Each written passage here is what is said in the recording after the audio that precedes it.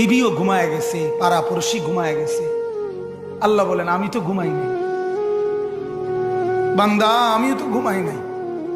সারাদিনে আমিও তো জগৎটা পরিচালনা করছি, তবুও তো আমার কোনো ক্লান্তি নাই। আমি তো ঘুমাই নাই। কেন ঘুমাই নাই জানো বান্দা? রাতের 2টা বাজে যদি তোমার পেশাব করতে হয়, রাতের 3টা বাজে যদি তোমার দরজা খুলতে হয়, তখন যদি তোমাকে উঠতে হয়, আর আমি যদি ঘুমায় যাই বান্দা, তোমারে চোখ মেলে দিবে কে?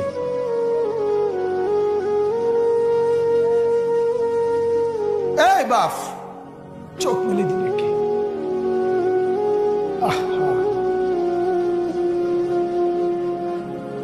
আল্লাহ আমাদেরকে মাফ করে।